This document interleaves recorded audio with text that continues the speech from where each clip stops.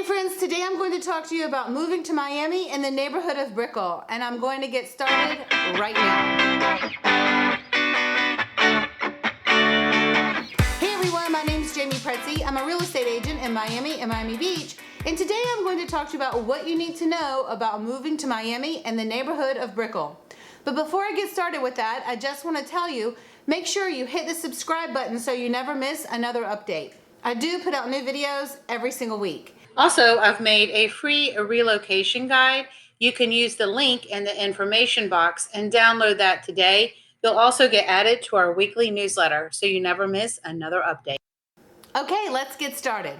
Today I'm going to talk to you about moving to Miami in the neighborhood of Brickell. Brickell is on the mainland of Miami. It's a neighborhood of Miami, Florida.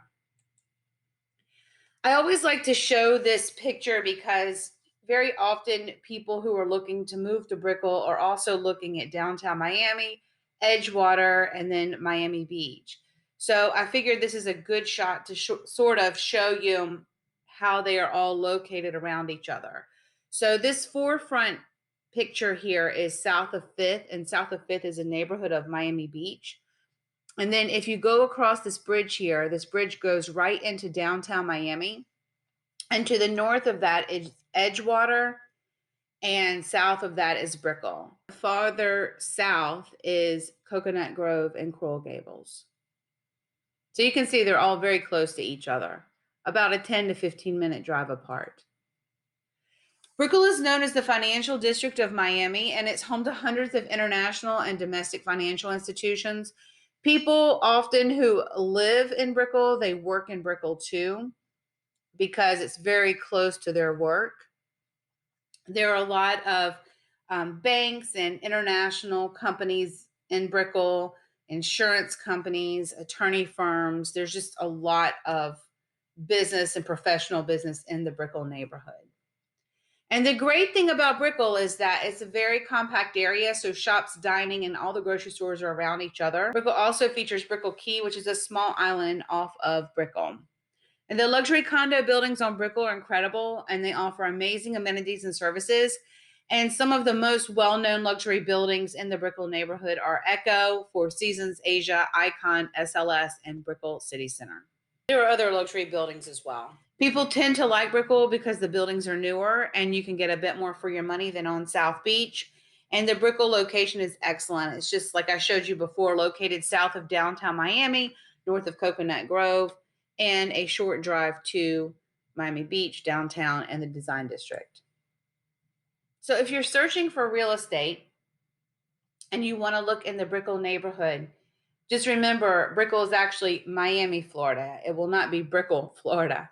So just know that. And the more southern section of Brickell, south of 15th, is 33129. The middle section, sort of west of Brickell, is 33130. And Brickell Key and the more eastern sections of Brickell are 33131. I love this shot because you can really get a feel. The street here is Brickell Avenue. And you can see how everyone really lives in these luxury high-rise buildings. And over here is the west side of Brickell, and this section here is the more eastern side. There are over 60 residential buildings in the Brickell neighborhood. And what's important to know is that even though it is off of the water, not all of the units have water views because it is so compact. So if a view is very important, there are certain sections of Brickell that we need to focus on, because as you can see, some of these buildings here are behind other buildings. Transportation in Brickell is really great. They have the scooters everywhere. There are nice car riding services, and there's also a free Metro mover that moves throughout the city. If you want to drive to Fort Lauderdale Airport, it's about 45 minutes, and to the Miami Airport, it's around 17 minutes. It's very close to the airports. There are all different types of schools around the Brickell neighborhood. There's public, charter, Montessori, and private. You can check out all the schools at greatschools.org.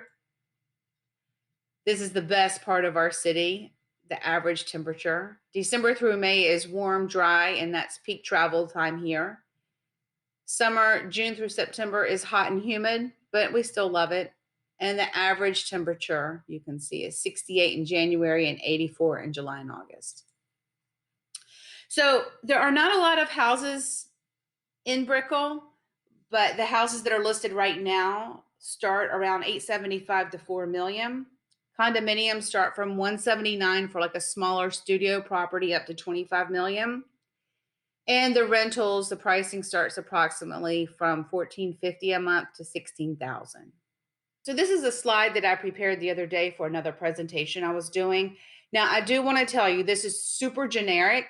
I did not do this based on the age of the building. I did not do it based on the view of the building or the brand of the building.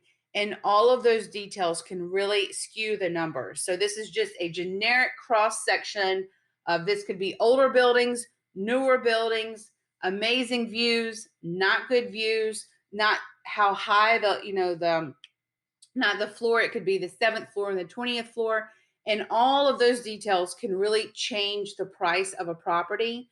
But I just wanted to show you a quick cross section of closed sales of Brickell versus South Beach over the last 180 days for 3 bedrooms. And this is one big reason why people do choose Brickell over South Beach, because you get a lot more for your money there. And typically the properties are a lot newer.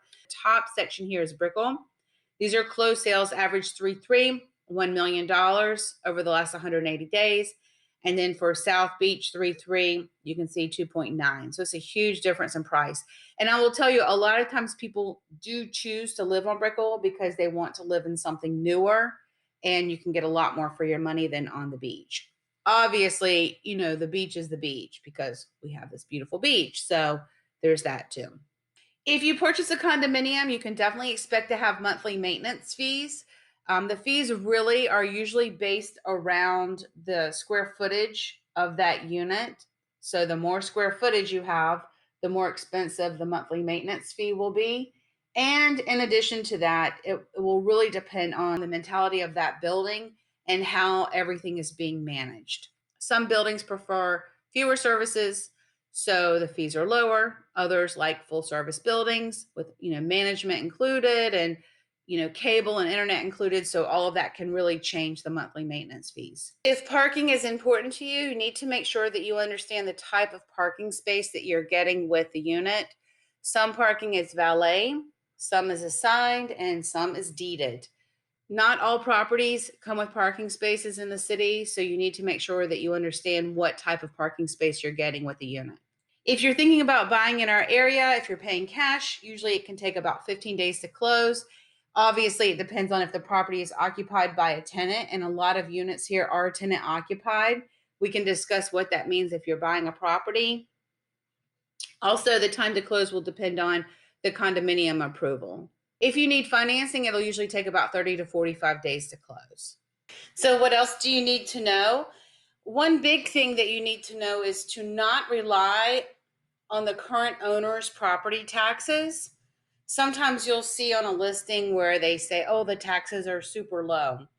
Taxes are based on the current owner's situation. And when you purchase a property, the cost of the taxes will most likely change. So let's say that someone purchased the property 15 years ago for $500,000 and now you're purchasing it for $1 million. The taxes are going to change based on that new purchase price and also the way you take ownership and obviously all of your own personal deductions.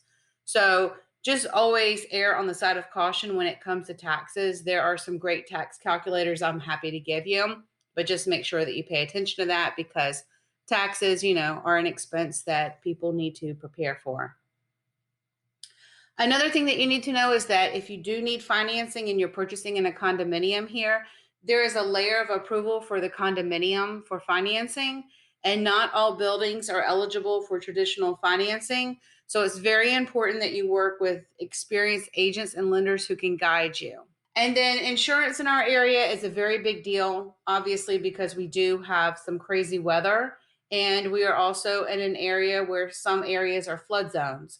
So if you are purchasing a condominium, your insurance, the bulk of your insurance will be covered in the condominium monthly fees. If you are purchasing a single family home, that is just a very detailed layer of the home purchase process that we need to work through. And I am more than happy to help guide you through that process. If you are buying, you definitely want to make sure that you have regular home inspections. And in addition to that, there can be additional inspections that you may want to consider based on the type of property you purchase. For instance, if you're buying a house that has a septic tank, you will probably want to get a septic tank inspection. Some people also want to do mold and plumbing scoping. So just know that there are a lot of little layers of inspections here, and a general inspection is a great way to start. And in addition to that, you may want to add on a few more. If you're buying a property and you want to be able to rent it short term, there are a lot of rules and regulations in our city regarding short-term rentals. I know a lot of times people think that just because we live in a vacation area that it's easy to do short-term rentals. And short-term rentals are really anything that is 6 months and a day or less. You just need to make sure that if you want to rent a property short-term, that the property is in a building that allows short-term rentals and that neighborhood is zoned for short-term rentals. Those are the two big things that you need to make sure of. And that leads me to, if you need to rent your property, you want to make sure that you understand the rental regulations. So my name is Jamey Prezzi and my husband is Ognjen Prezzi. We specialize in luxury condominiums, homes, and rentals. You can find our client testimonials online on our website at The Prezzis. You can follow us on Instagram at The Prezzis, Facebook at The Prezzis, and our website, theprezzis.com. And you can find us in South of 5th at 1 Sotheby's International Realty. You can reach me at 305-793-8965.